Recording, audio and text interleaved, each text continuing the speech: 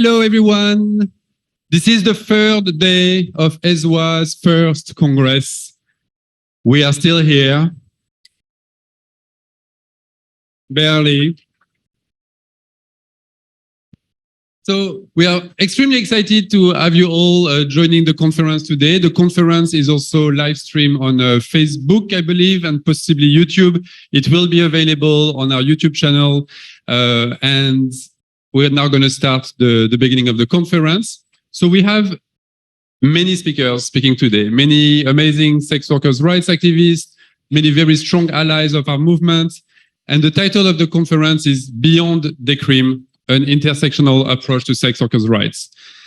And our aim with this conference was to really show the support that sex worker rights movement have across different social justice movements. And so we are very excited to have many sex workers speaking on many different issues, as well as very strong allies. And the first panel is on policing and criminalization and access to justice. The second panel will be on addressing the complex needs of sex workers. So there was kind of a tongue-in-cheek? Cheek in tongue? Tongue-in-cheek? There was a kind of ironic title that actually our needs are not that complex. Like every human being, we need housing, we need food, we need economic rights, we need social rights, etc. But we often consider like complex needs of sex workers. And then the third panel will be looking at the intersectional feminism and the intersection with sex workers' rights. So our first and guest estimated speaker is Sonia Verstappen.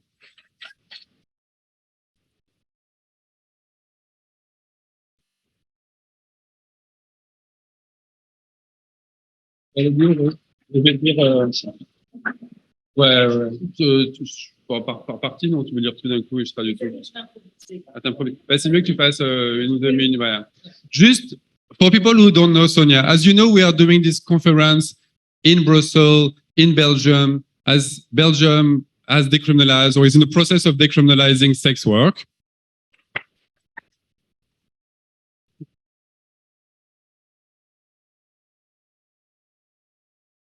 And this happened because sex workers came together and asked for their rights and asked for decriminalization of sex work. And this happened because an organization called UTSOPI, in partnership with many other organizations, fought for this right. And as we are here, before giving the mic to Sonia, we also want to say thank you to STRASS and UTSOPI and Max and Dan and everyone, Isabel, Denise, all the activists and all the allies who have been fighting for their rights, and they are leading the way for Decrim in Europe.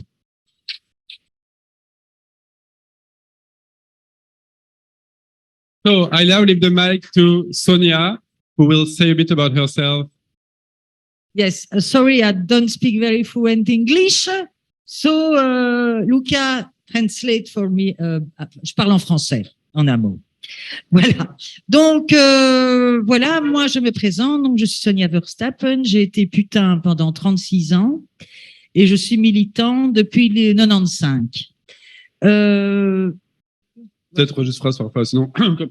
Oui. So my name is Sonia Verstappen. I was a putain, a whore, for 36 years and an activist for the last 18 years. Non, depuis 95. No, depuis 90, since 95. Donc, ma première réaction en tant que militante, il y avait eu un débat à la télévision avec deux prostituées qui se montraient visage découvert, une mère et une fille. Et quand le lundi, après ce débat, la fille a apporté son gosse à l'école, le directeur de l'école lui a dit qu'il ne voulait pas de fils de pute chez lui. Donc, ça a été ma première colère. So my introduction to activism was once there was a live TV show in Belgium where for one of the first time, a sex worker and her daughter were speaking with their face visible in the TV show. And the next day, this sex worker, she went to school to bring her kid to school, and the director of the school was like, sorry, no sons of whore in our establishment. And that was the first anger of Sonia. Et donc là, je me souviens que j'ai écrit une lettre incendiaire et j'ai parlé à la radio. Et je dois dire que les gens étaient très, très émus. par ce que je disais, parce que c'était vraiment, dans la presse, on parlait très peu des prostituées normales, libres, quoi, enfin voilà. On parlait bien évidemment toujours des filles maquées, des filles qui avaient des macros, des filles qui étaient des escort-girls à 10 000 euros par jour, mais la prostitution normale, on n'en parlait absolument pas. So, following this incident, I wrote a very angry letter and I started to speak on the radio, and it was a lot of good feedback about this. In the press at the time, you would have sometimes stories about violence, about trafficking, or sometimes about 10,000 euro a night escort girls. But actually, there was very little conversation about the realities of sex workers. Et je dois dire que, bon, je suis passée énormément à la télé, dans les médias, etc., à tel point qu'on me voyait tellement que je voulais mettre sur ma vitrine vue à la télé. Mais je dois dire que toutes les réactions des gens, de la société, étaient très positives. Même dans la rue, il y a des gens qui m'arrêtaient pour me dire « Bravo, ce que vous dites, je me reconnais en tant que femme, en tant qu'homme, etc. » So then I started to be like much more visible on TV. I was doing a lot of TV shows, etc. As like one of the only sex worker speaking out. So much that at the end, on my window in the red light district, I wanted to put a sticker as seen on TV. And people would stop me in the street, talk to me, and like, this is so important what you are doing. Hein? Yeah, c'est ça. Et puis j'étais chez un psy qui était professeur d'université et m'a proposé de faire un séminaire en 3 jours sur le thème le désir, le fantasme et la baise. Et j'avais tellement peur parce que c'était la première fois que j'allais parler devant un grand auditoire et j'ai réussi à trouver l'adresse de Griselidis Real pour ceux qui la connaissent. Et je l'ai rencontré, j'ai lu son livre La passe imaginaire et je me suis tellement reconnue dans sa phrase « La prostitution est un acte révolutionnaire » car pour moi, être pute, c'était effectivement faire un grand bras d'honneur à la société. At the time, I was seeing a psychoanalyst, a counselor, like a psychiatrist. Psychiatre ou psychanalyst? Psychoanalyst, I'm psy. And we talked, and he was like, oh, we should do a seminar together, like a 3-day seminar. And it was titled Desire, Fantasy, and Fucking. And Sonia was very nervous, and she approached Griselidis Real. Griselidis Real, for who don't know her, she was a sex worker from Switzerland, like a leading figure in the movement.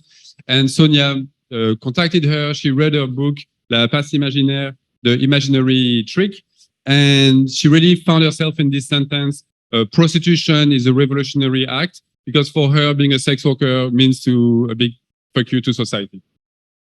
Et je me souviens que moi, je voulais, en une phrase, convaincre tout le monde, tout l'univers, que ce que je disais était vrai. Et j'ai posé la question à Griselidis, je lui ai dit, mais comment faire pour convaincre tout le monde? Elle m'a dit, tu n'y arriveras pas, dis seulement la vérité.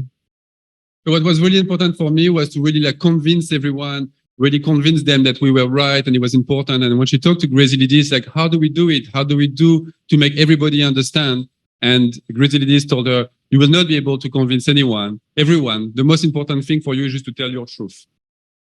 Et c'est vrai que face aux médias et politiques, parce que je l'ai quand même observé aussi, et puis je suis belge aussi, donc les Belges, on est des cools. Donc c'est vrai que face aux médias et aux politiques, je parlais vrai. Je parlais de l'humain. J'essayais de toucher la personne, l'humanité de la personne en face, et j'avais un discours qui touchait son humanité. Et en fait, j'ai permis, enfin, sans me lancer, voilà, j'ai permis au moins que ça ne soit un non-sujet dans les médias vis-à-vis des politiques, que la prostitution ne soit pas un non-sujet, pardon, et que, parce que il y avait que des clichés, en fait, de la prostitution. Vous les connaissez tous, les grands clichés. Donc voilà. Et j'évitais évidemment d'être trop radicale, parce que bon, ça c'est aussi mon côté sans doute belge, parce que je crois que si on est trop radicaux, comme on dit en français, je sais pas si on dit ça, on n'attrape pas des mouches avec du vinaigre. Donc il fallait vraiment En fait, je devais faire la pute avec. Je faisais la pute avec eux, mais une bonne pute, et ça marchait. Okay, so So, as you know, I'm from Belgium, which is also a part of my identity. And I talk a lot with the media and the politics. And for me, it was very important to say this, to talk my truth, to really try to touch their humanity, to make them understand. And actually, thanks to all this media I was doing, the prostitution became a topic, like an important topic in media. There was more conversation about it. And Sonia saying as well, maybe that's my Belgian side. I was also trying not to be too radical. And in France, in French, we say you cannot catch flies with vinegar. So if you want people, you also have to approach them and like talk to them. And Sonia is saying like, basically I was whoring myself. I was being the good whore and really like selling myself. And we don't really sell yourself, but like you really approach people and show your humanity. Et je voulais briser la loi du silence, des préjugés et des non-dits sur notre métier, parce que c'est sur les fantasmes qu'en général les gouvernements légifèrent. So I really wanted to break the silence, like the law of silence that was on like prostitution and sex work, to break the prejudice and all the things that are unsaid, which create all the fantasies that surround our work. Et je leur expliquais qu'ils n'avaient pas le choix entre un monde avec ou sans prostitution, mais un monde avec une prostitution légale ou illégale, et que le seul moyen pour avoir que les prostituées aient des droits, c'est leur de donner des droits, justement. And I really explained to these politicians that they didn't have a choice. It was not a world with or without prostitution, but a world where prostitution is recognized or underground and hidden. And the only way to protect sex workers is to give them rights, including social rights and labor rights.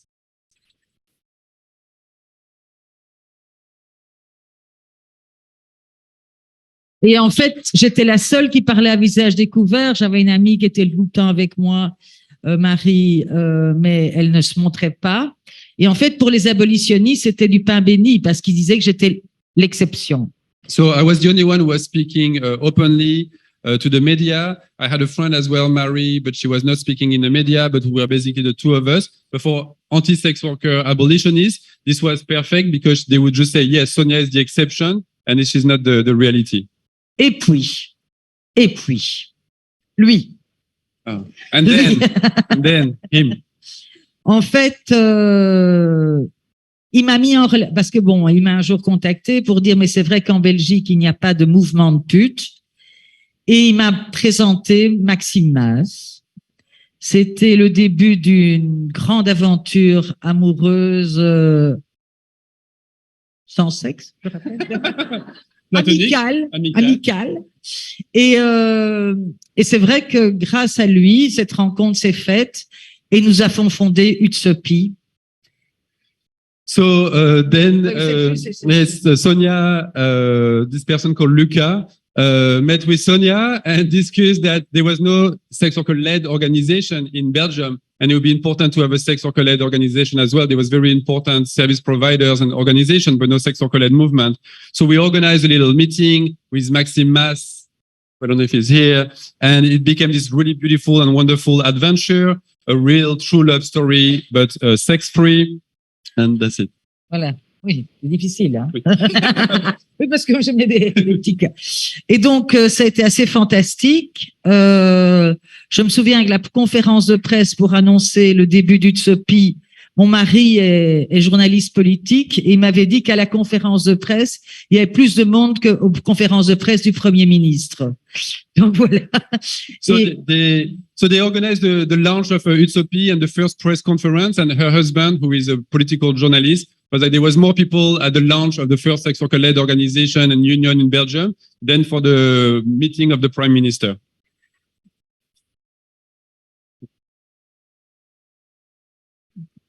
Et c'est vrai, comme j'avais dit à tous les gens du UTSOPI, j'avais dit, écoutez, ce qu'il faut, c'est être sympa avec les journalistes, il faut être sympa. Et de fait, maintenant, les médias, ils nous aiment et ils nous soutiennent, ce qui est très important. So in UTSOPI, it was really clear, like we have to be nice to the media and we have to be friends with the media and convince them to like portray us in a real and human way.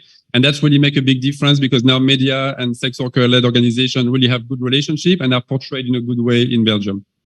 Bon, tout ça et ceci, c'est possible parce que nous sommes Belges, hein, et que les Belges ne se prennent pas très au sérieux. Ils ne sont pas vraiment des grands idéologues. On peut être idéologue, mais je veux dire, on n'a pas l'impression que si on fait quelque chose, ça va sauver la civilisation mondiale. Et c'est ça, je crois. On se prend pas au sérieux, donc on est vraiment à hauteur. Aussi, il faut dire qu'en Belgique, par exemple, les politiques ou les médias sont beaucoup plus accessibles qu'en dans d'autres pays.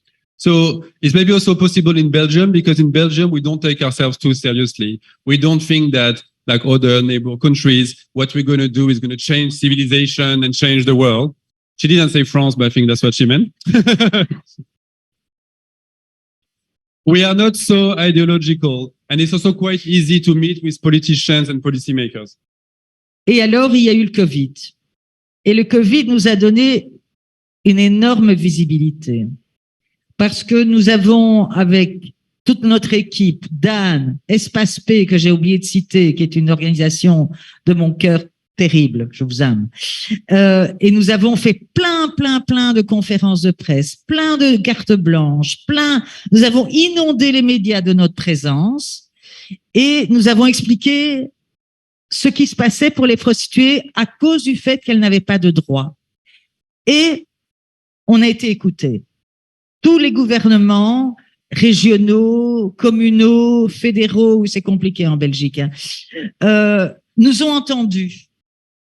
Donc voilà. So and then COVID happened, and COVID actually brought a lot of visibility to sex workers in Belgium. We were doing so many press conferences, so many articles in the media. The journalists were really listening to us and bringing our voice forward. What did you say after? On sait beaucoup et que. Well, and in particular, like it really reached out to all. Like Belgium is very complicated. There is different governments, regional, municipal, etc., and like federal. And now they were really like listened to by the governments, all the governments. Et alors, nous avons eu la chance d'avoir un directeur qui était flamand. Nobody is perfect, mais bon. Mais du coup, il a pu avoir des contacts très faciles avec notamment notre ministre de la Justice, qui est néerlandophone. Et donc, voilà, on a eu des grandes discussions, enfin, lui et d'autres membres, évidemment. Moi, j'ai dit place aux jeunes, ils font ça beaucoup mieux que moi. Et donc, voilà, on a réussi à faire la Decrim. And so they really had a lot of conversation with different ministers, and in particular the Flemish, like the Minister of Justice of Belgium, who is Flemish. Nobody's perfect. That's what Sonia says. I'm just translating. Local jokes. And then they were really like pragmatic as well and very listening to sex workers. And this is how they managed to get Decrim.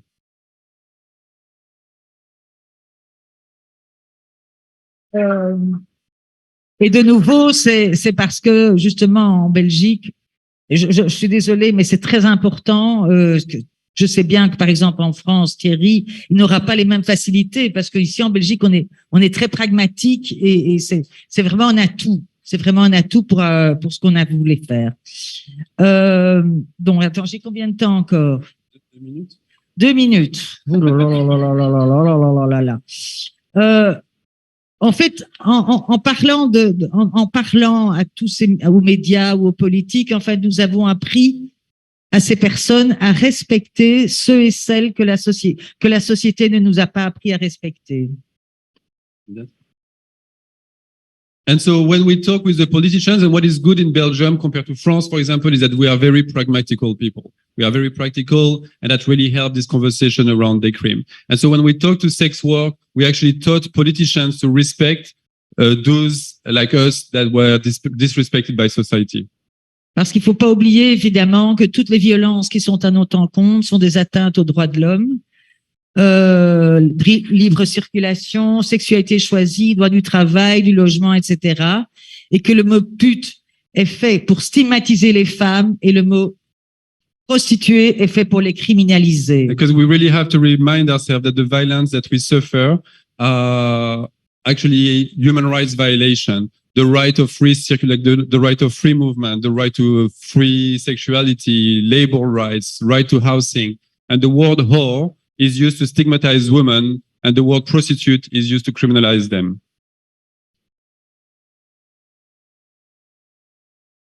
Parce que Parce que la répression du travail du sexe n'est en fait rien d'autre qu'un instrument de la domination de classe, de la division internationale par une méthode raciste, du travail du stigmate de pute qui nourrit le patriarcat. Et c'était en fait une démarche bourgeoise de ce qui se fait et la division des femmes. On peut y voir évidemment un mépris de classe. Because the repression of sex work is nothing else than a tool of class domination, of international division based on racism, of work and stigmat of whore, which found and nourish patriarchy. It's a bourgeois construct that allows the division of women between good and bad women. It's pure class domination.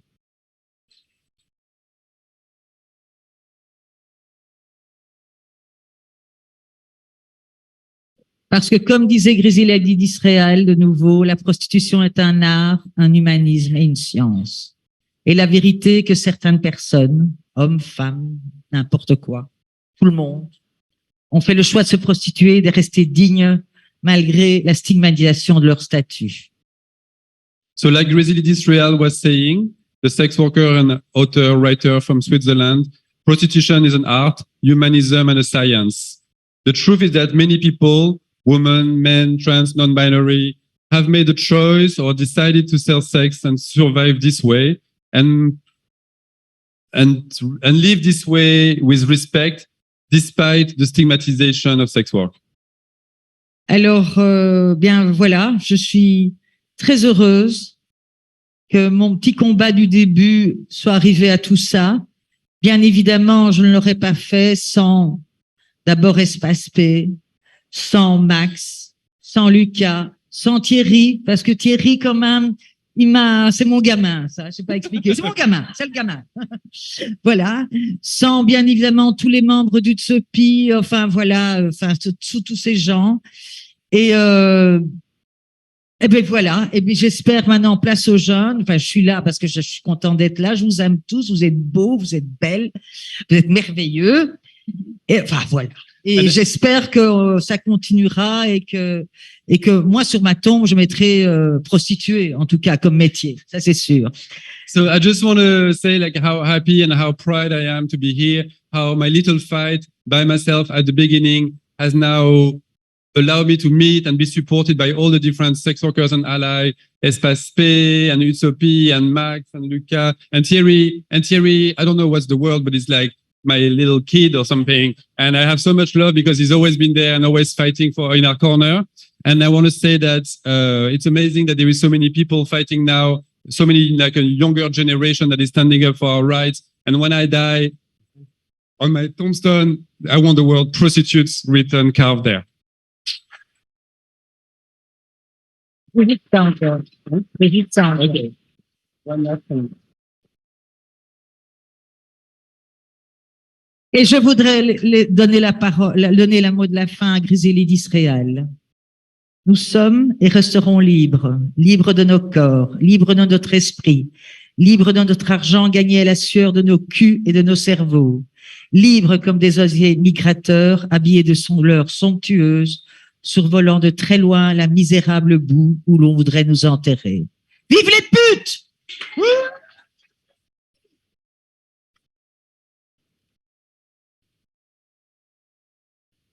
So I'll finish with these words from Griselda d'Israël, who said, "We are and we will remain free, free of our bodies, free of our spirits, free of our money that we earn with our ass and our brains, free like migrating birds, draped in sumptuous, wonderful colors, flying way above the miserable mud where they wish to bury us.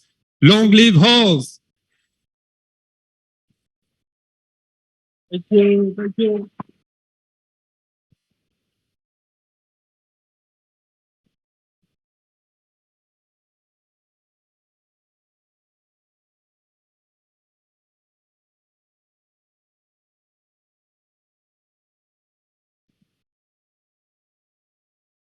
Okay, don't really know how we're going to follow that, but I'll give it a go. I'm Charlie. It's so nice to see you all. I'm the research officer at ESWA. We're running a little bit late, but that won't surprise you, so that's fine. We're just going to jump basically straight in. Welcome to our first panel. It is on policing, criminalisation and access to justice. And I'm just going to take this time to very quickly ask you all that unless you're translating, please don't talk in the audience. It's quite difficult for people who have auditory processing issues to be able to sort of hear past any translation that needs to go on and listen to the speakers. And we have such an amazing panel that I don't want you to miss any of the amazing information that they're going to impart on us. Okay. All right. Please welcome me in introducing Rox Vasi from Sex Work Call.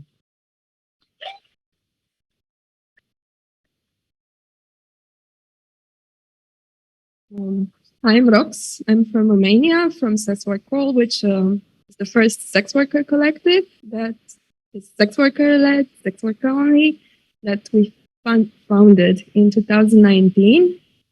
The legal framework in sex work in Romania of sex work in Romania is criminalization, in the sense that street sex workers are punished. Until 2012, it was by prison. Now it's just fine. Okay, can you hear me? Yeah. Now it's just fines. Fines go up to a 1,000 euro equivalent per calendaristic day. So if you work until 12 a.m., you get 1,000 euro mostly. And then next day, like after 12 a.m., sorry, I'm very nervous when saying this and angry. Other 1,000 euro people are subjected to a lot of police abuse and violence because of it. And it's rounds and rounds of police. So the district police of Bucharest coming to them, then the overall Bucharest police coming and giving them fines and so on. So mostly the thing is also that people who work in the streets are usually also the most vulnerable members of our sex worker communities. And that really drives people more and more into more poverty. In Romania, there is also the case that if you want to access any type of social security, social aid, and so on, you cannot do it if you own any money to the state. You cannot have bank accounts because then automatically all your money will be withdrawn from your account by the fiscal institutions. Because sex work is not recognized by the state, you cannot access any type of labor rights, social protection, and so on. When it was the case of sex work being legalized in Romania, it was always politicians talking about taxing the horse and never about the rights that we would get. When street sex workers are criminalized in this way and punished, indoor sex workers have it a bit better in the sense that you're in the gray area of neither being criminalized, but neither being like in any way recognized by the state.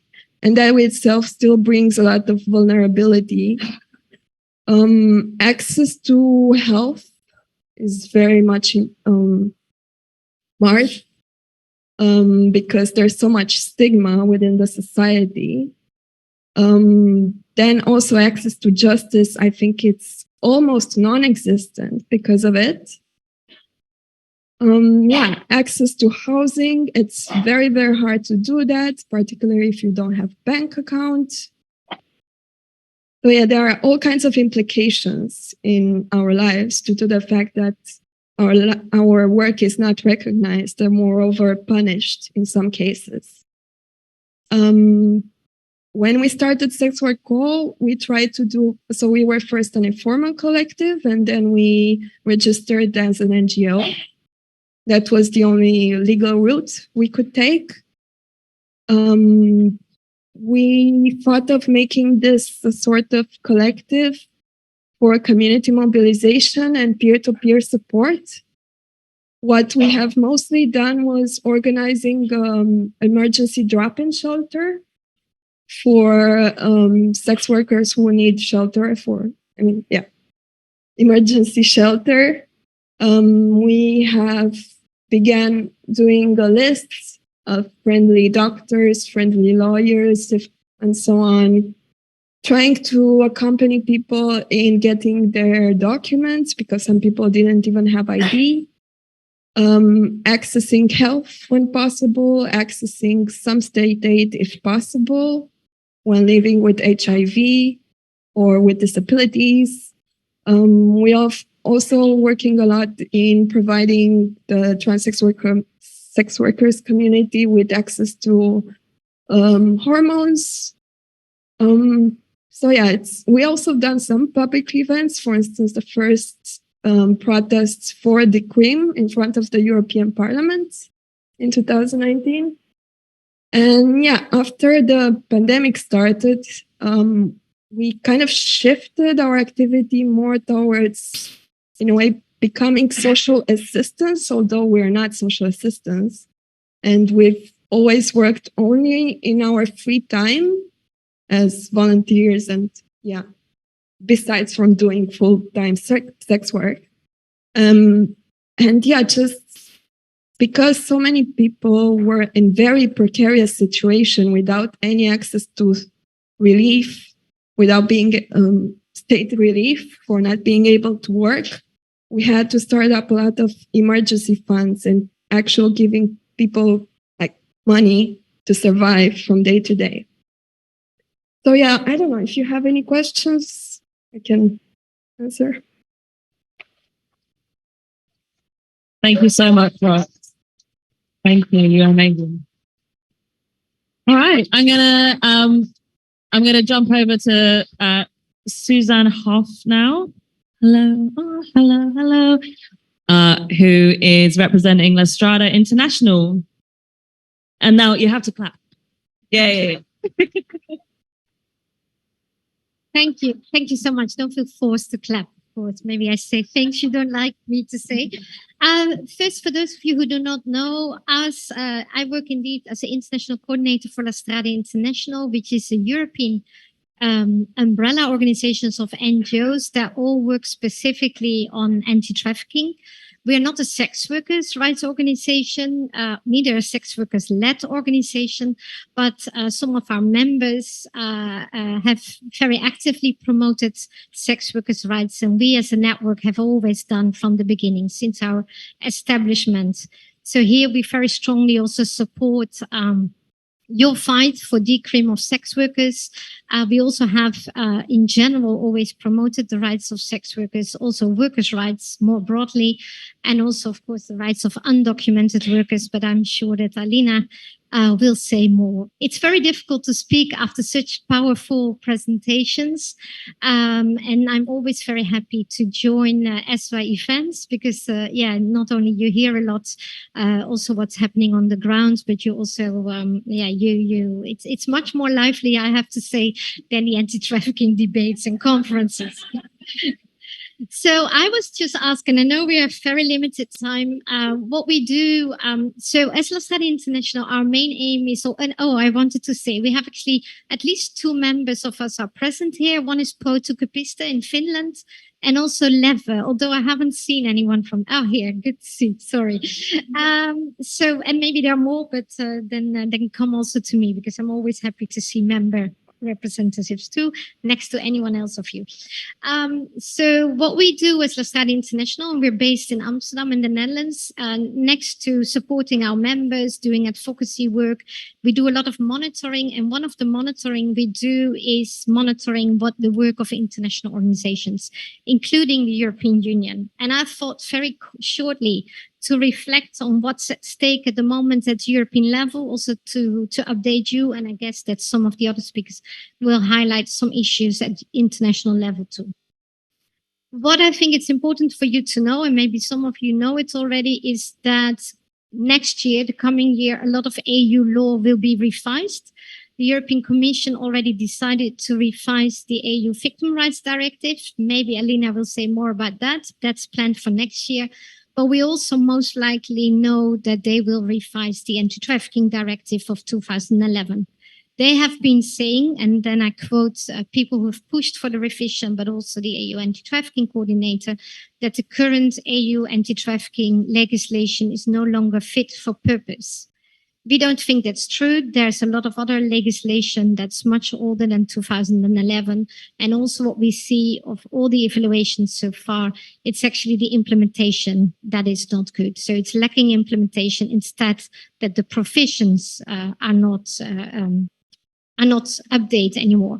Of course, a directive could always be updated, but why we were also a little bit concerned is that you never know in the current political climate as well, what we wish for, and if negotiations start again, maybe we get worse AU legislation on trafficking. Although we spoke in July with the AU anti-trafficking coordinator, and she convinced us that only some of the provision will be opened for revision.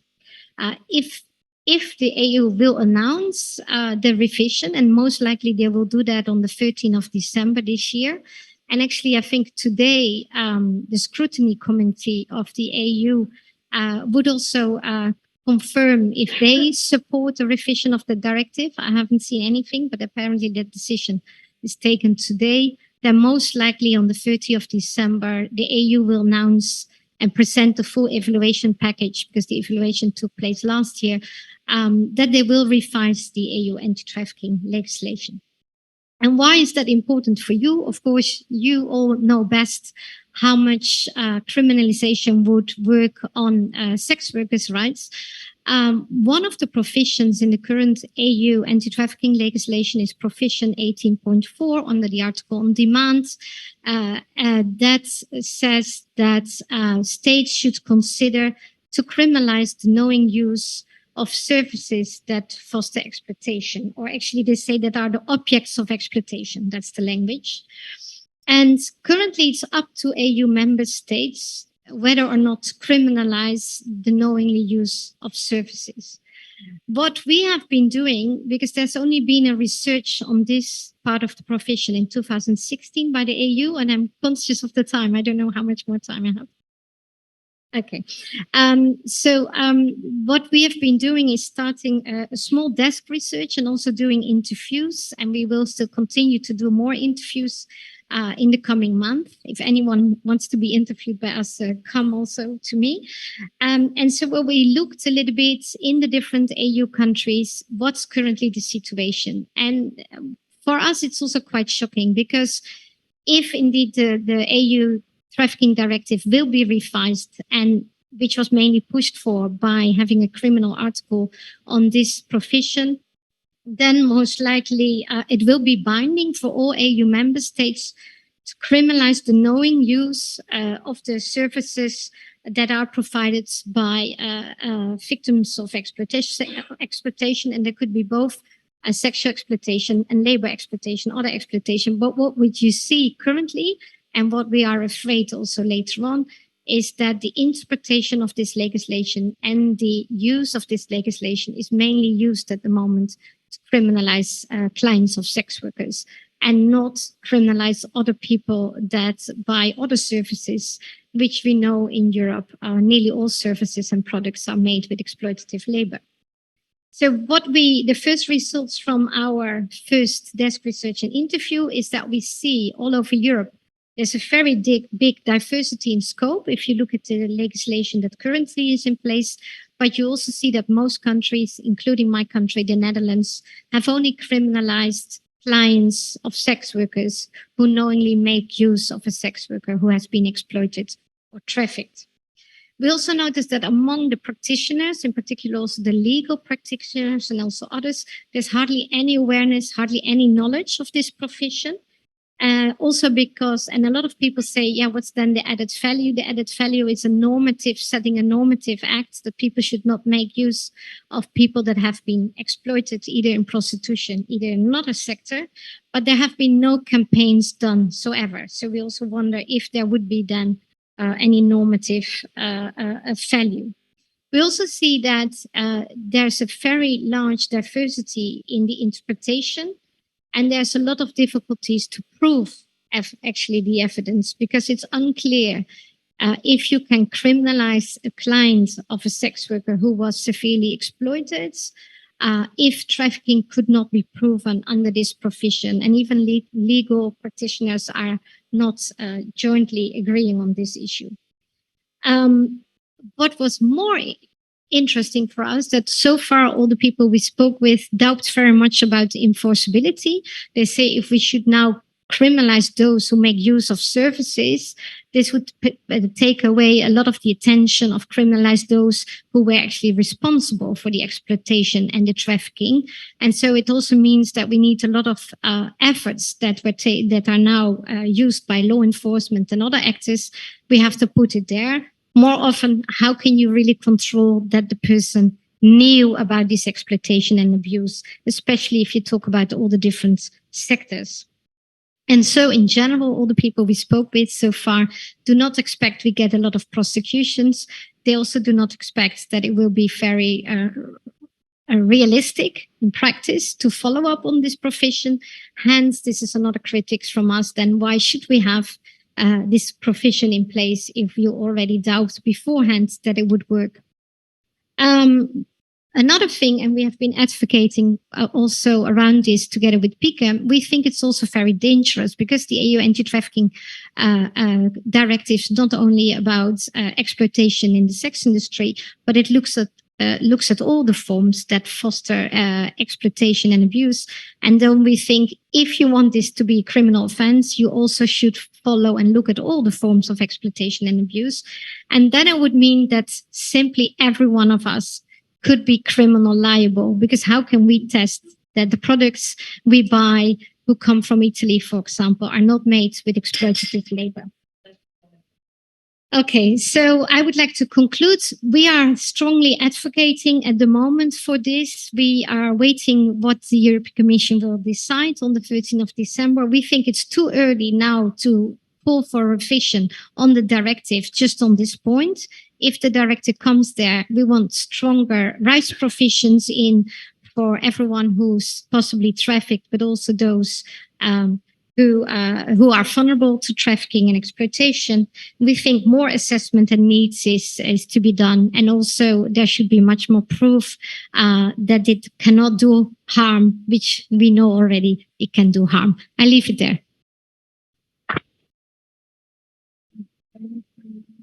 Thank you, Suzanne. That was fascinating. Okay, and now we're going to go to Raven Bowen from the National Ugly Mugs on your TV screens. And I hope that someone else is doing this for me. Yay. Hi, Raven. Everybody welcome Raven. Hello. I have so much control because I'm actually controlling I've been made host. So I'm going to share my screen and then just present on, hopefully I can do this correctly. Let's try that. Can you see a screen? Yes? Okay, perfect. Now I can't see my notes. Okay. Now I can't see you all, so I'm just going to pretend that I'm in the room with warm and lovely sex work rights activists and allies. I'm so honored to be here. Sorry I couldn't be there in person. There's stuff going on that makes it impossible at times for me to be where I want to be. But Nathalia and Elizabeth are there, a couple staff members, so give them a squeeze. I've been involved in sex worker rights organizing for almost 30 years now. I just turned 50 this year. And I'm just reflecting on the past, like in the 90s, how the movement has changed, has grown internationally. And so I just want to honor all of you who are part of this movement, the sex workers who are out and putting it all on the line for change, as well as those who cannot be out and who are finding other ways to fight. We are an incredibly beautiful, powerful movement, and I'm just happy to be part of it. So in my hat today, I'm the CEO of National Ugly Mugs. And for those of you who weren't at Nathalia's presentation yesterday, National Ugly Mugs was a project of the UK Network of Sex Work Projects, which was, I guess, founded in around 2002. And so NUM does the reporting and alerting mechanism to make sure there's a national way that sex workers can and others can report in harms, and that we can distribute alerts so that they have a preventative function in preventing violence. But in 2017, we also created this was a year before I joined, but they created a casework team, because the most important thing for NUM to do is not necessarily the reporting and alerting. That is an important function, a unique function, but it is what's happening to the survivors of crime, right? So the casework team is there to make sure that everyone who reports into us gets high quality survivor support services and opportunities to prevent harm and all of that. So we have a number of different resources and tools and checker tools and things areas that we're expanding in terms of like vocational supports and racial justice and we have recently taken over running Umbrella Lane. We're calling it Numbrella Lane, but those of you are very familiar with Umbrella Lane, and we're trying to build on that legacy. And we are really honored to have been given the gift of Umbrella Lane from the Scottish sex worker community, and we hope to grow it into an important in-person well-being space for sex workers.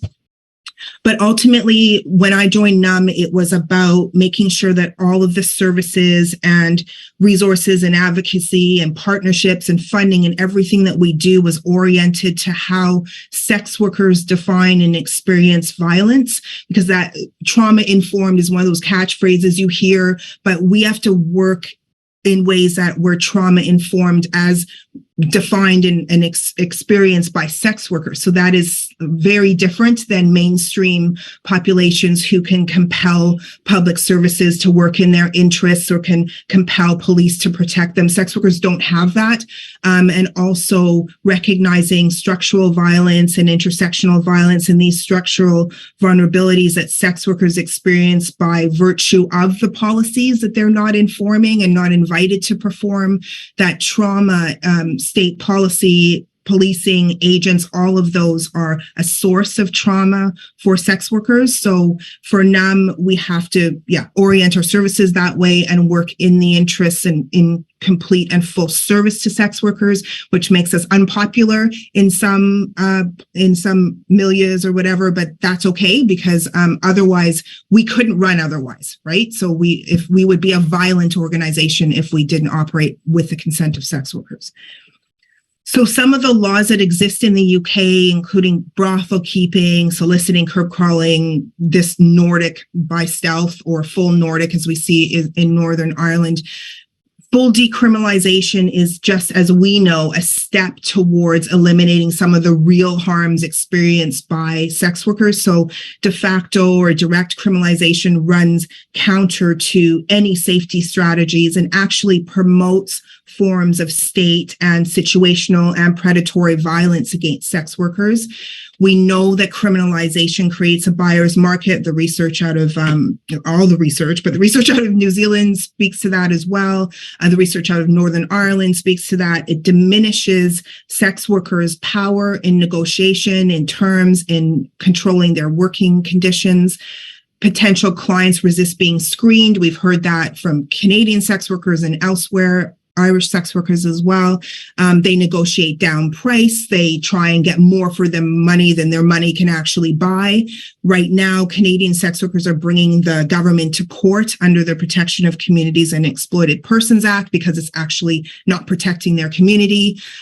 We see that the Northern Ireland model of criminalization of the client is not it's not a model for safety. The US model, full criminalization, hell no. We know that there are models that exist in the world. New Zealand, New South Wales, and hopefully now Belgium will be a model for decriminalization. And so the calls for decrim, it's not a suggestion. It's not, a request, is actually a demand, because there's no other model that has been empirically proven to increase worker safety, health, well-being and to increase their access to the public services that workers pay for, and also to reduce situational and predatory violence. There's no other model in the world that does that. And sex workers are also the target of non-violent crime, so burglary and theft and those kinds of things. And it's not only that they don't call the police, it's that they wouldn't receive a quality response if they did. So the perpetrators win on both counts. And so between, I think, all of us, or all of you there and all of us on the call, we have either lived through, read, researched everything there is about this topic, and there is just no evidence that Nordic or Scandinavian approaches end violence. We know this, we live this, we understand this. And all that those Scandinavian models do is increase disruption, monitoring of sex workers, increases displacement, and really leads to the elimination of sex industries and thus the elimination of sex workers by force. We know it makes sex workers poorer. We know it makes them more destitute. We know it increases competition. These policies are lethal. They contribute to the murders of sex workers around the world. We hear this back from Lohman's work back in the day in 2000, discourse of disposal. So I challenge all the Nordic nows to provide empirical evidence that demonstrates criminalization as a pathway to safety. And I know they can't because it doesn't lead in that way. They can't because it doesn't. I think they're screaming. Sorry, I can't see you guys. I can only see the screen. Oh, I hear screaming. Yay, screaming. Okay, yes, it doesn't. Prove it, right? It doesn't. So shut up. So in terms of the harms that we see at National Ugly Mugs, these are the top 5 forms of harm that we're seeing this year. I don't have the percentages yet, but I will as part of our annual report. But all of these forms and categories of harm are preventable. Right? Ending rape and assault. Well, if sex workers didn't have to work alone or enter into rest transactions or do car dates, then we could eliminate that kind of harm. Verbal abuse. Yeah. Like I think if we ended stigma and there's all kinds of things that we can put in place to make sure that we design out this kind of harm. And, sex workers will have opportunities to, for example, condom removal. Really, like work sites can compel clients to use condoms. So it's not a negotiation between the worker and the potential buyer, but it is required of the establishment. And so it depersonalizes some of these things. Decrim, community crime prevention, police response, all of that can greatly reduce harms if sex workers aren't treated as the harm itself. So with the UK not being part of the EU and the denial, this political denial of sex workers' work and this huge appetite for Nordic, I don't know what's going to happen in the UK, but it's a very, very toxic policy and social environment here. And so, yeah, we have to continue the fight and unite and continue our fight together. In terms of why report, I don't know how much time I have. I'm just going to fire through. But in terms of why report, there is no real reason or no real motivation for sex workers to report harm into police. Over the last 10 years, we've seen this drop of 20% of sex workers willing to provide full reports to police and engage with them. So right now at NUM, there are three ways that sex workers can consent to the use of their information after they survived harm. They can do the report, receive whatever support they need to heal and recover, and then share that through an alert to the community to warn other sex workers. They can also consent to providing anonymous intel to police and the national crime agencies and STRASS that NUM can then give that information to the state in pursuit of larger agendas around public safety. Or they can provide full reports to the police. So engage the state, go through the criminal legal system as to pursue justice. So we've seen a huge drop of 20% over the last 10 years. And I expect that number to drop because look at the reasons why would sex workers feel like there's no damn point, that they'll be increasingly criminalized, that there's deportation, there's child apprehension, there's such a cost to reporting harm that it's not worth it, right? So sex workers are saying, no, we're not necessarily going to report harm. So only 8% do. But what's more concerning to me is the anonymous intel. This speaks to the larger sort of erosion of trust in policing and intelligence and in public safety more generally. The drop in 44% over the last 10 years, but in just 1 year, a drop of 18%. But there are clear reasons why, right? So those of you who had a chance to attend the session in Northern Ireland when they did the participatory research project with sex workers in Limerick and Dublin, they say how sex workers interact with police. And then even then, when they speak out, that's denied. We know how police talk about sex workers. We've seen their WhatsApp messages, right? So I think that the broader sentiment around trust in police is dropping to match that of sex workers, because sex workers have a historical adversarial relationship with police. So the system isn't designed to support sex working victims. And until it is, I don't know, it's not a useful tool. So sex workers, unfortunately, are saying, why bother? Because it's too much of a cost to me. So beyond decrim, so I had to I don't have room on my slide. I had to reduce the font so much because there's so much that can happen if we just decriminalize and moved on to bigger and better things. So in terms of human trafficking, and there was a speaker that spoke to that, we could actually engage sex workers in, ending trafficking so that it's not at the expense of sex workers. We don't want decrim so that sex workers have greater access to police. I guess that is a byproduct, but really we want to eliminate state enforcement entirely in organizing or managing sex industries. They have no business and come when called. Other than that, there's no place for police enforcement there. We can redirect public resources. We can end poverty, forced labor, racial capitalism. There's a lot that we need to do.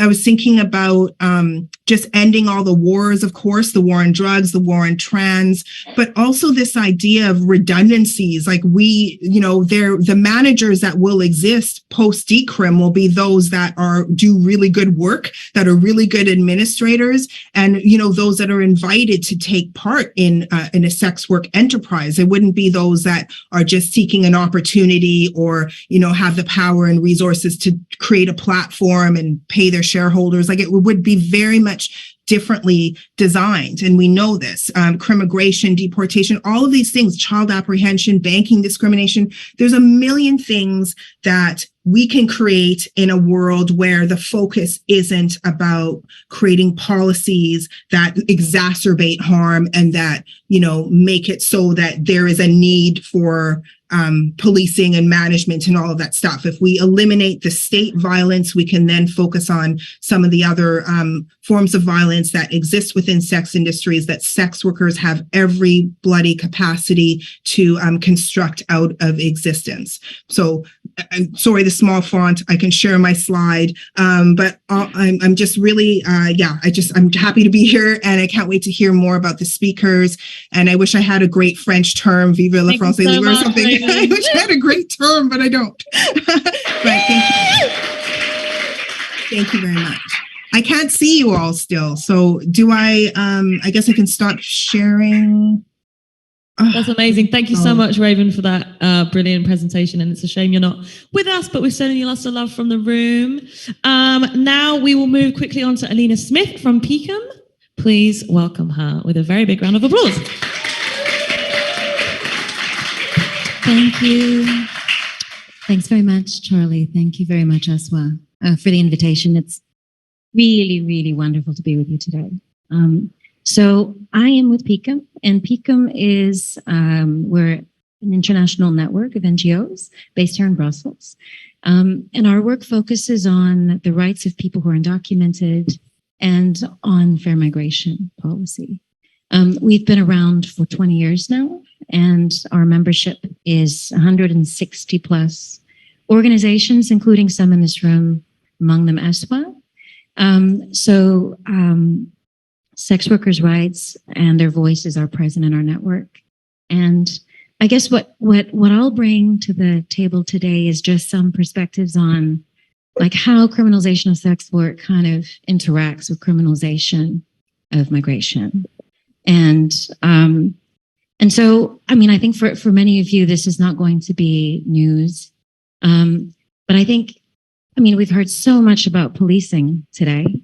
And the role of police and policing sex workers. But I think when we think about migration policy and migration enforcement, it's important to understand that happens at borders. And I think many of you also understand that it happens in our communities every day because police have a really important role in many countries and immigration enforcement as well. So any encounter can turn into an ID check. And if you're an undocumented person, any encounter with law enforcement can turn into a possibility of deportation. So I think this concept, this idea of, I'm using a term that others have coined of deportability, I think is a key piece. And in countries like Sweden and Norway and Finland, there's the possibility of deportation or denial even of entry into the country if a person is suspected of selling sex or intending to sell sex. So what this means is that these laws give even more power to police to do profiling based on gender, based on race, based on notions of who looks like a foreigner. And so there are some researchers whose work I read recently who have described it in the context of Finland, for example. This doesn't only affect undocumented people. Because anyone who is perceived as having a migrant background, whether they're a citizen, they have a permit, or whatever the situation is, they are deportable, quote unquote, until proven otherwise. And that has real implications for a person's daily life. And so the other facet, of course, of this is that the possibility and the threat of being deported introduces a new layer and possibility of coercion, including, for instance, to disclose clients. So again, we see how immigration enforcement and criminalization linked to that very much feed into deepened criminalization profiling against sex workers. So maybe just really quickly to step back, like how else can we really understand criminalization in a frame of migration policy? This is surely about administrative law, right? Except that it isn't when it comes to certain types of migrants and certain types of migration, where it's very much inspired by criminal law. It's either the use of criminal law, as in the case of anti-smuggling, or anti-trafficking, which is framed in protection terms, but which in reality creates many harms and how it actually functions in terms of leading oftentimes to deportation for undocumented people. But at the same time, we see not only, of course, does every EU member state make irregular entry and stay an offense in the sense that it can trigger deportation, but also in most EU countries, there are separate offenses for irregular stay or entry that can carry penalties like fines or even imprisonment. Under the EU's facilitation directive, member states are obligated to criminalize assistance to undocumented people. So certain forms of help and solidarity with undocumented people end up also being criminalized. So I think it's important to understand the scale and scope of criminalization as it also applies in the migration context. And even if we heard already at the beginning about healthcare, we heard about access to healthcare. If you're an undocumented person, an undocumented sex worker, you're going to have in many, many countries significant barriers to accessing healthcare. You'll have very little right in most parts of Europe to access care outside of emergency care. And I understand from colleagues in Finland that sex workers, sometimes migrant sex workers, will not carry around condoms because it could be used as evidence that could be the basis for their deportation. So there's a whole health piece around here as well linked to criminalization and migration. So I think maybe just to end by saying what PICM does in terms of our advocacy, we work with a number of partners at the EU level. As I mentioned, we have more than 160 members at the national and local levels, doing work that is incredible and important. And we try to give visibility to that work, and we try to have that work inform the work that we do here in Brussels. Maybe just to say briefly in terms of the Brussels piece, we're working with Lestrada on what Suzanne was mentioning around the criminalization of knowing use. We work around issues of undocumented workers' rights and labor rights. We see that on the one hand, there is some positive movement in terms of victims' rights. There is some positive movement in terms of proposed new legislation on violence against women and girls at the EU level that recognizes and acknowledges undocumented victims and their right to support and services. But it doesn't go far enough, for example, in ensuring that there isn't an exposure to deportation when people come forward for help. But of course, always in the backdrop is the migration agenda, which informs at the end of the day how very much of this gets played out and implemented in practice. And just as we heard so powerfully, people's experiences in their everyday in terms of safety, and the authorities' role in that. So just to say that we advocate and we are in favor of decriminalization of sex work and all activities around that. We are also strongly advocating and have been for all of our history for regular migration pathways so that people are not excluded from coming here in the first place and are limited to unsafe and dangerous ways of coming here and poor conditions when they work. We advocate for better and adapted work permits for people who are here to minimize, to remove possibilities for exploitation, for their rights to access justice in the context of violations of their labor rights, or if they've been victimized in the ways we've heard before, regardless of their resident status. And decriminalization of irregular entry and stay. Thank you very much.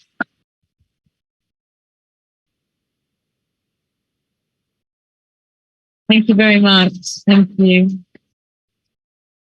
Okay, now I'm going to pass the mic to Thierry Schaffhauser. Is that okay? Okay, all right. Thank you very much. Who is representing STRASS today? Please.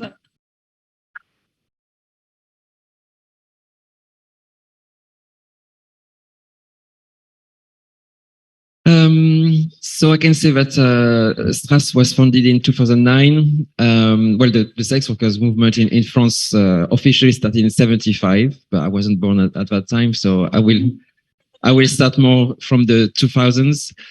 When I started sex work in the early 2000s, and it really was a bit in the same moment when we had a new right-wing government, like very right-wing, because the far right, Le Pen, did a very good score at the presidential election in 2002, and we had a very conservative government. And one of the first things that they did, and Sarkozy, Nicolas Sarkozy was interior minister at that time, the first thing that he did was to go on the streets where sex workers were working to say we have to clean up all the streets from sex workers, mostly migrants also, because it was also a way to target undocumented migrants through the criminalization of sex work.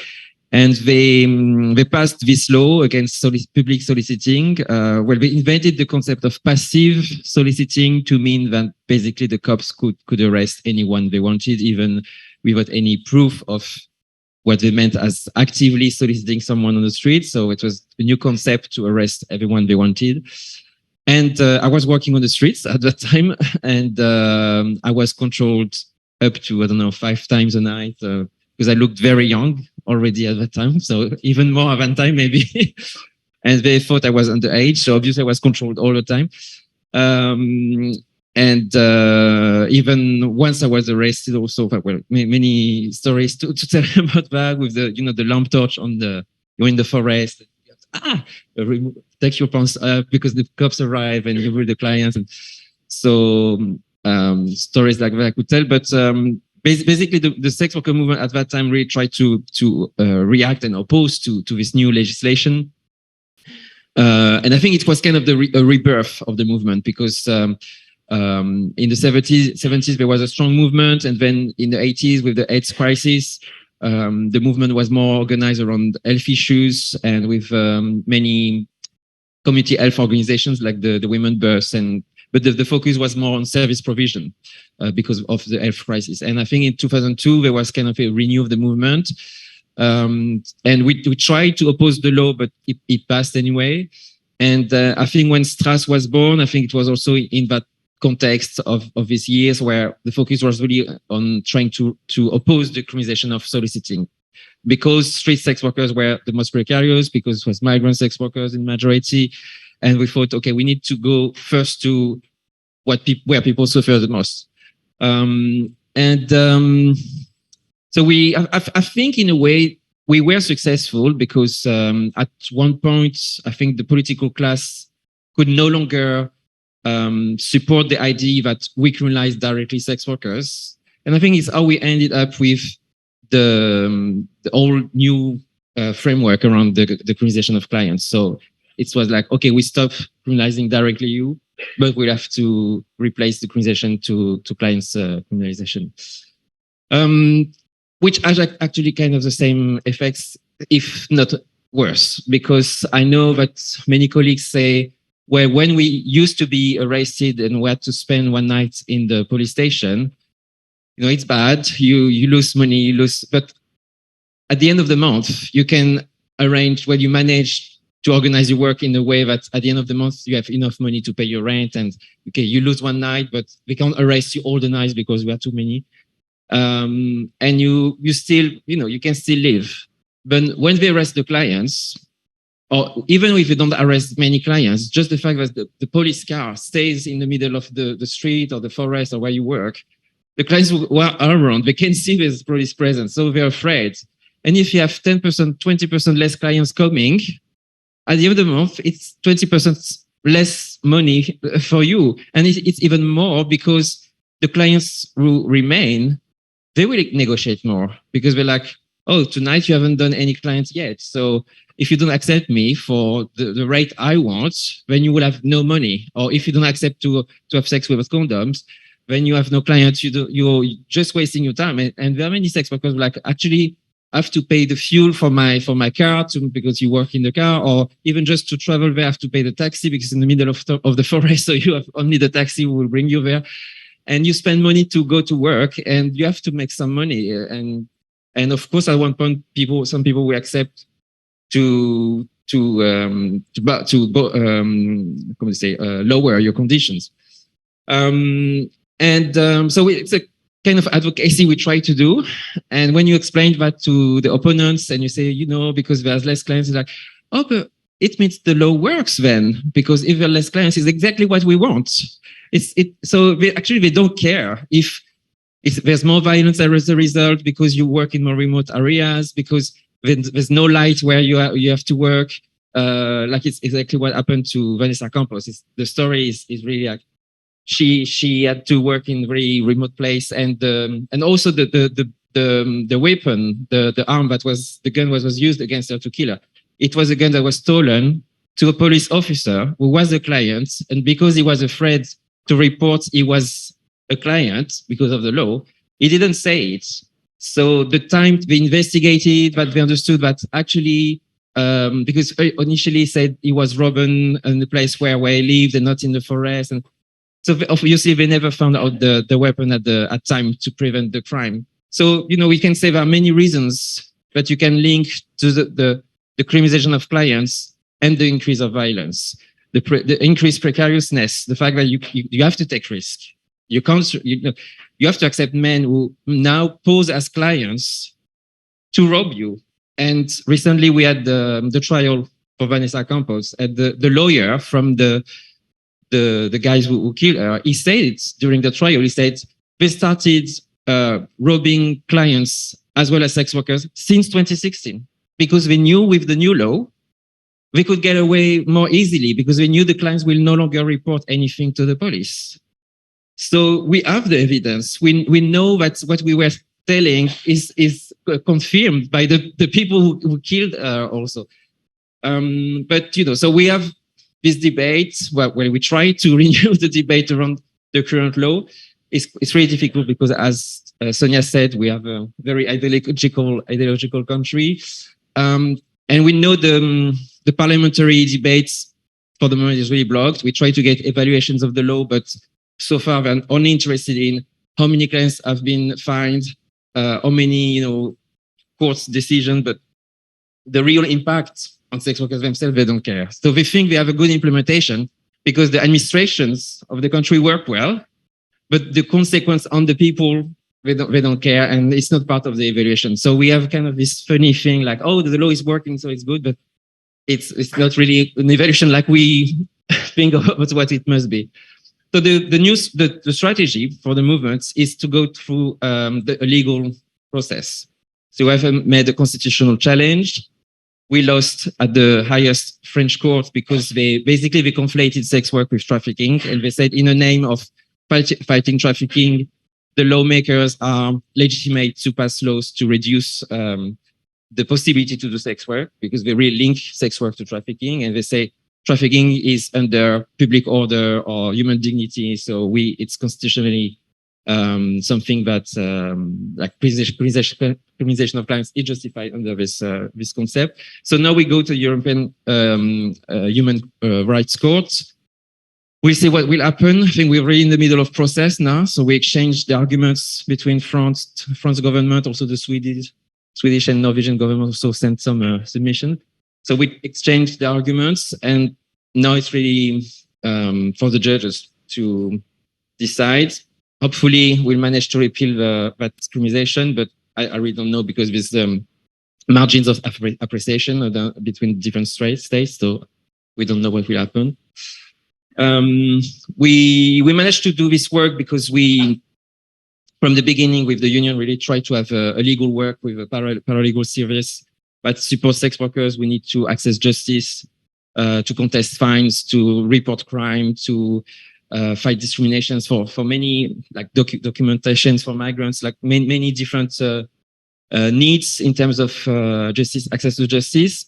But it was also a way to document all the consequences of the law in terms of human rights abuses, and to have to feed the advocacy and the legal challenge. And it helped us to have a network of lawyers and law professionals who helped us for that process, and also thanks to Médecins du Monde also, who provided like free the help from their lawyer. So because without him we would have never been able to do anything, because this was really difficult, a complicated process just to be able to challenge the law. So yeah, I don't know if I have to add more things, or if it's good. Yeah, okay. I can end.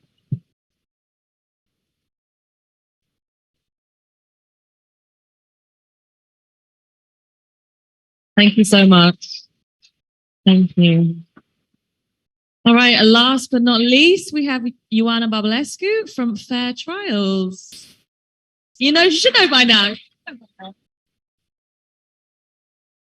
Hi, who's ready for coffee?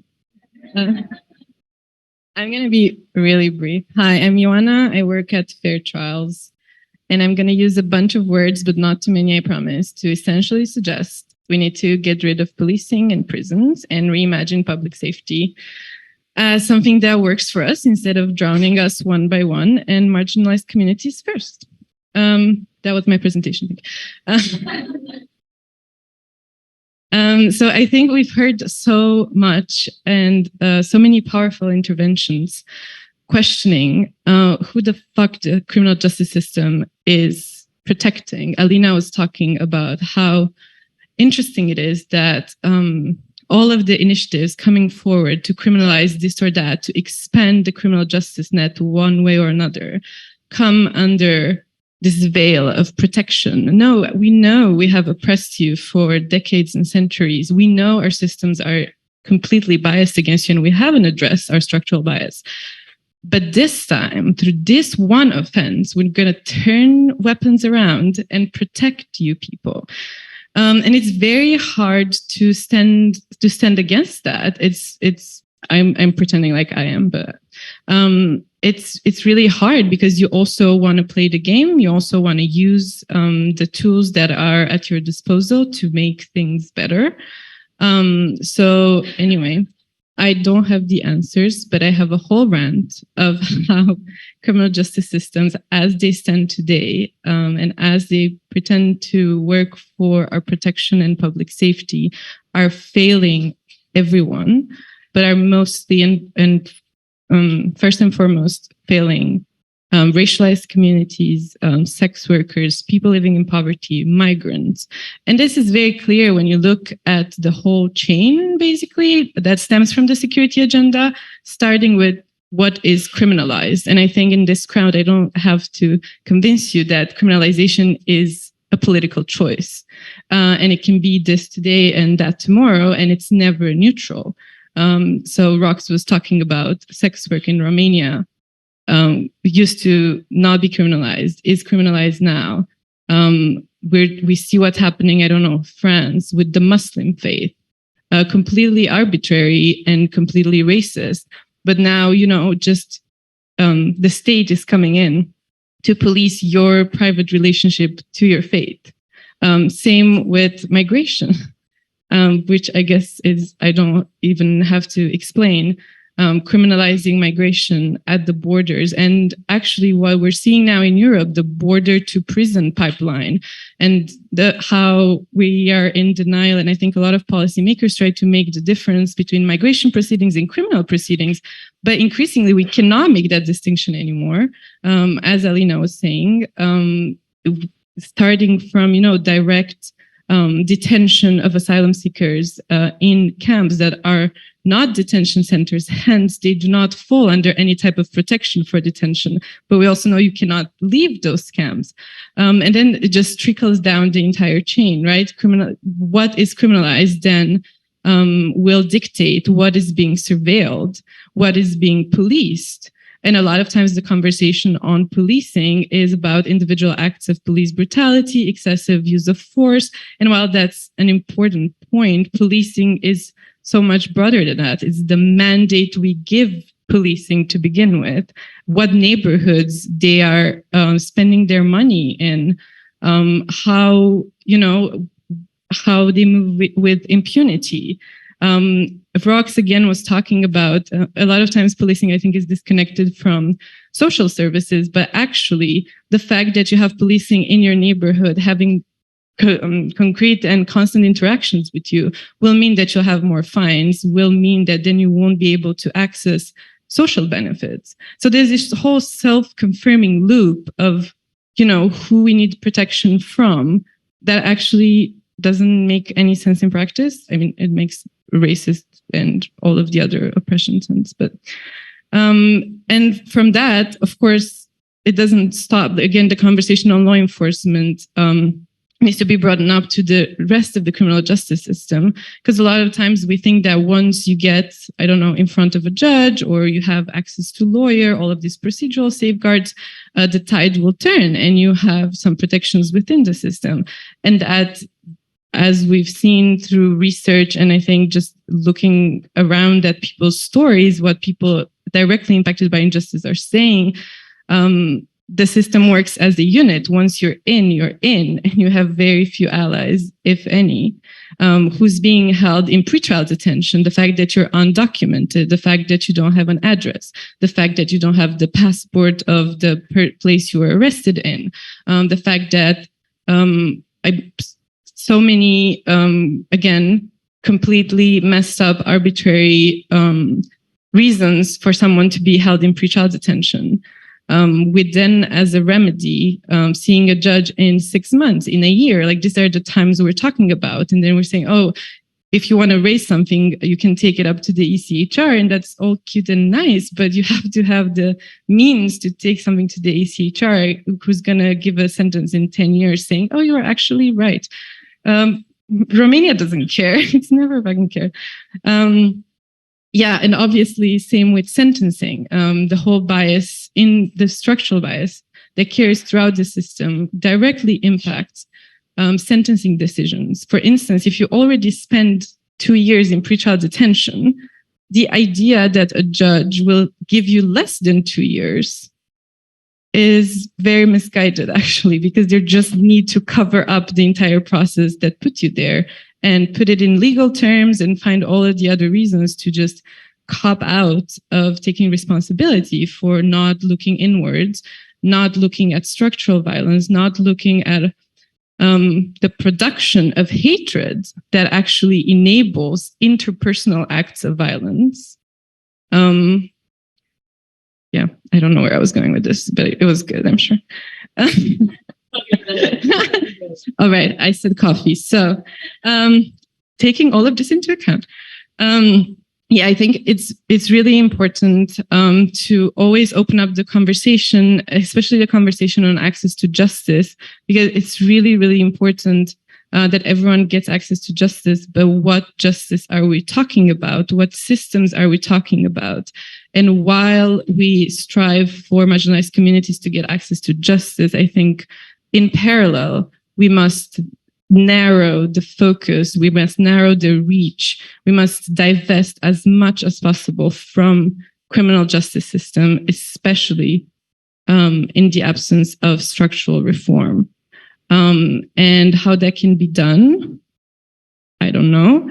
There's a lot of community-led, transformative justice-led initiatives, and there's a lot of people and orgs doing really great stuff.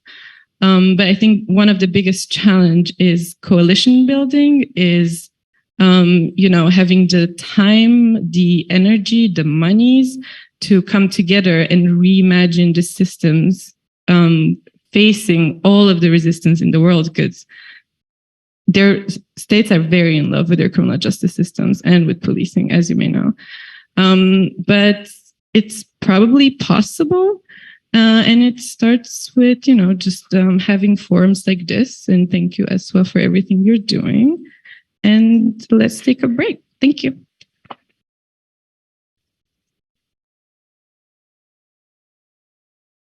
Thank you so much. Thank you so much. We're going to do a short Q&A. So you're not allowed to take a break just yet. I'm really, really sorry. Yeah, you did really hard, but I've got the mic now, so that's fine. So does anyone have any questions that they want to ask any of our panelists? And I'll come and run and give you the mic. Make them good, because we all need some coffee. Anyone? Thank you.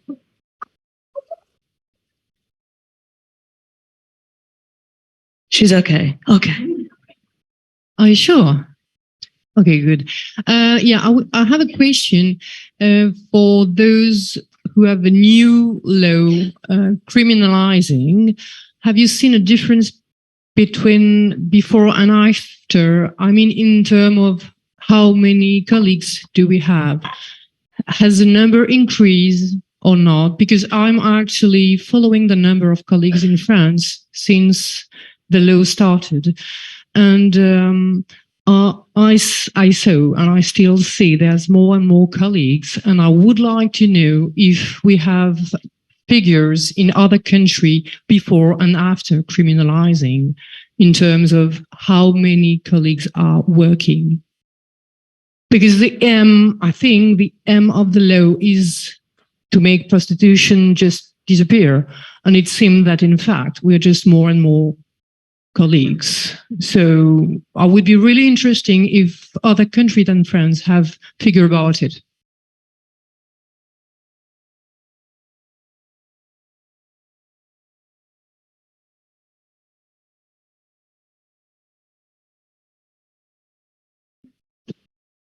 Do you want to try again? I just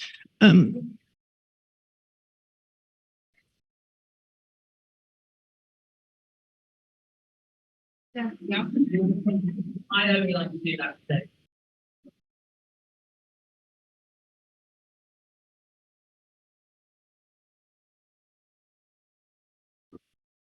So we do have data from Aotearoa that shows that post decriminalisation, there has been really not much of an effect of the levels of population rising between sex workers pre-criminalization and post decriminalization. So, and the same with street-based sex workers as well. They are more able to work indoors, but we don't really see like much of a difference of like the rise of the numbers in sex workers. It kind of remains the same per capita. And you can find research on the NZPC website. They've got a lot of research on those kind of statistics and figures and stuff. Maybe I can add something. I know that in Greece, after the economic crisis, there was a huge increase in the number of sex workers, I think due to the increased precariousness. And I know in the UK also, the English Collective of Prostitutes has documented the increase of a number of sex workers after the cuts from the government on public services. So that also increased poverty in the country, and as a result, the people having to do sex work. And so I guess the thing is also that this criminalization of clients is increasing precariousness within the sex worker community. And actually we have to work more as a result of the law. So I don't think it's the only explanation. I think there are also, how do you say?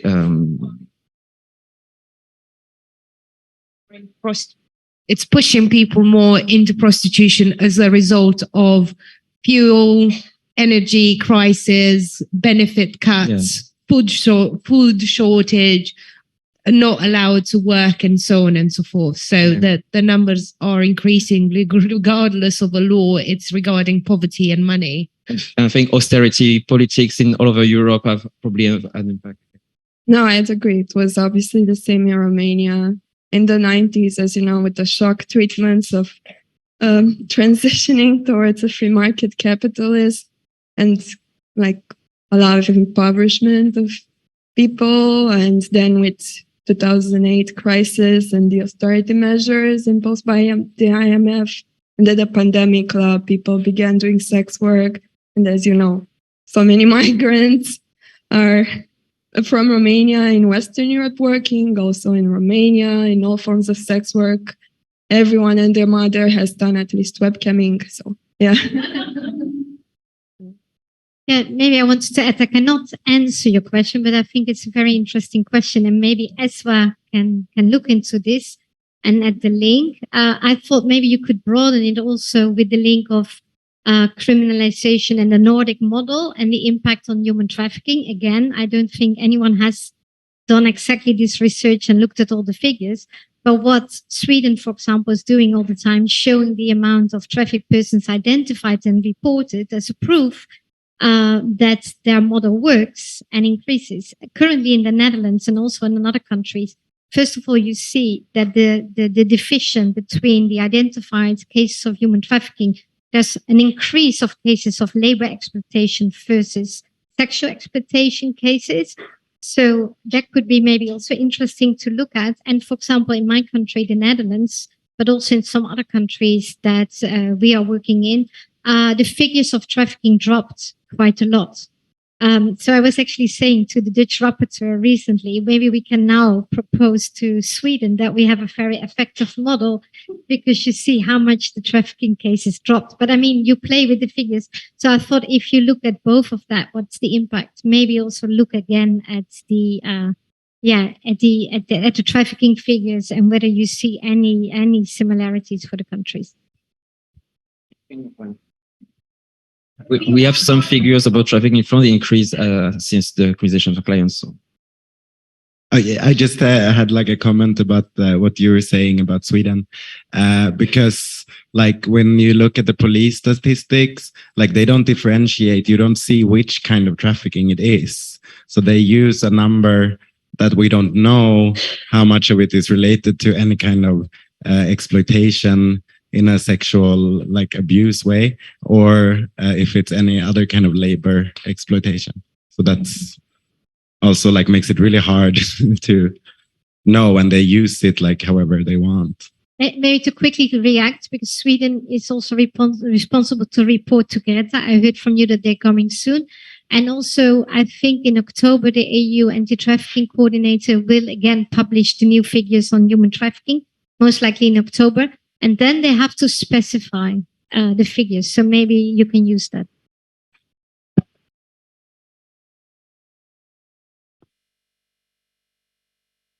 So I just wanted to add one thing to the question of, what's the cause of prostitution going up or down? And I think the immigration legislation is really significant. So in 2014 in the UK, they changed immigration legislation that required immigrant people to produce documentation to open a bank account, to get housing, to use the health service in all kinds of ways.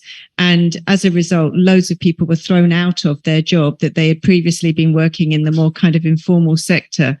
And that was really a significant show that there was a rise in prostitution. And then the Brexit vote, when there was such a rise in racism against immigrant people, that again was, you could actually see a demonstrable rise. But we did document that benefit sanctions, where they cut you off your benefits completely if you don't adhere to really strict job seeking criteria, actually led to, in one area, it led to 166% increase in street prostitution. And that was kind of documented.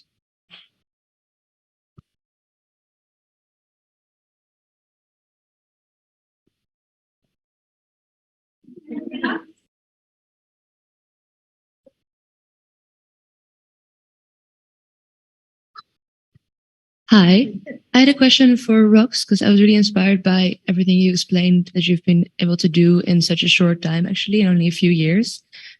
How did you manage? Yeah, it definitely deserves an applause. It sounds really amazing.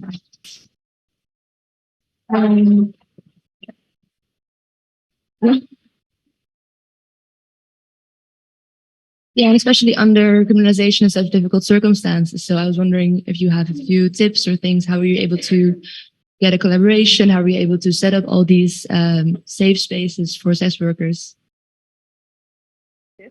Yeah. Just like how were you able to get this community together? Well, we're really thankful also to the support that we had for what was then ITRC ESWA, because with their support we formed, and they were the first ones giving us a sub-grant from which we started from scratch. And that was really good, because otherwise, if you're completely new, it's not like you can access funds, donors wouldn't give you any money for anything if you're so new. So that was extremely vital for us. And then it was, it was just sheer enthusiasm of, let's do stuff.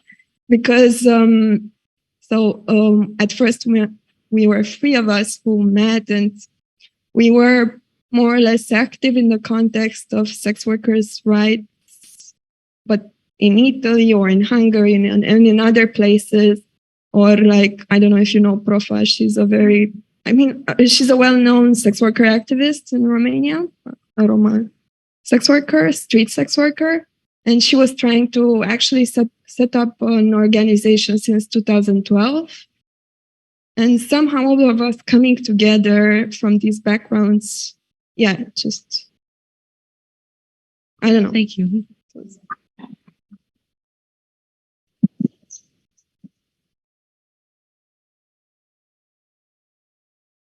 Okay, maybe one short, snappy, cute question, because then I think we're all ready for coffee. No? Speak now. Everyone wants coffee. Everyone wants coffee. All right. Give our speakers a huge round of applause. Thank you so much.